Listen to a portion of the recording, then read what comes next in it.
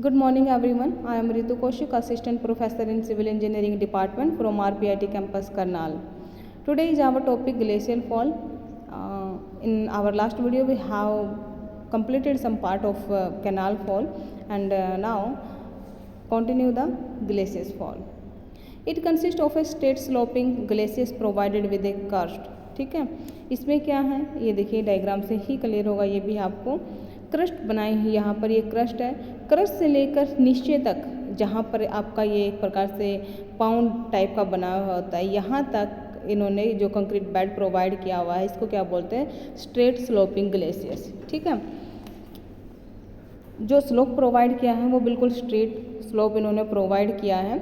जैसे हम एक एग्जांपल लेके चल रहे हैं, मान लो छोटे बच्चे होते हैं जो उनको फिसलने की हैबिट होती है, घर के बाहर भी कई बार आपको ये इस टाइप का स्लोप दिख जाता है, तो वो खेलते होते हैं तो वो आसानी से फिसल जाते हैं। तो ये भी इसी पर्पज़ से बनाया है कि जैसे ही पानी इस पर गिरेगा तो आसानी से पानी फिसल के नीचे की साइड आ जाएगा और नीचे आपने एक पॉन्ड बनाया हुआ, पॉन्ड में धीरे धीरे पानी इकट्ठा हो रहा है और फिर जैसे ये फिल होता है आगे पानी मूव करेगा। ठीक है, ये हमारे पास क्या है, स्ट्रेट स्लोपिंग ग्लेशियर्स और इसका नाम है ग्लेशियर्स फॉल।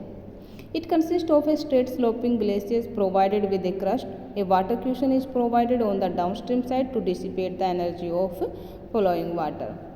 जो स्लोपिंग ग्लेशियर्स हैं वो सीमेंट कंक्रीट का बना हुआ होगा, वाल प्रोवाइड करते हैं, टो वाल प्रोवाइड करते हैं अपस्ट्रीम और डाउनस्ट्रीम साइड में। जो स्पेस होता है टो वाल का और कर्टेन वाल का वो स्टोन पिचिंग से फिल किया जाता है और ये जो फॉल है ये 1.5 मीटर तक क्या है, सूटेबल है।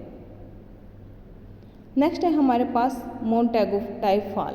मोंटेगो में क्या है कि ग्लेशियर्स में हमने पढ़ा कि हम स्ट्रेट फॉल का यूज कर रहे हैं, लेकिन इसमें क्या है कि वही स्ट्रेट फॉल हमारे पास पैराबोलिक में कन्वर्ट हो जाता है।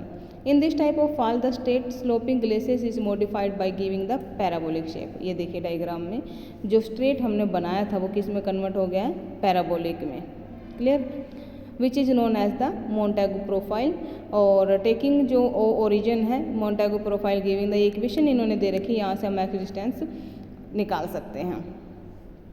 The main body of the fall किससे सेम है, बिल्कुल कोई डिफरेंस नहीं देगा, सीमेंट कंक्रीट की बनी हुई है, स्टोन पिचिंग इसमें भी यूज की हुई है, लेकिन एक हल्का सा डिफरेंस है कि ग्लेशियर्स में आप स्ट्रेट ले रहे हो, इसमें आप पैराबोलिक शेप लेके चल रहे हो। नेक्स्ट है हमारे पास इंग्लिश टाइप फॉल। ये दोनों का कम्बिनेशन है, इसमें आप स्ट्रेट और स्लोपिंग दोनों ग्लेशियर्स यूज करोगे।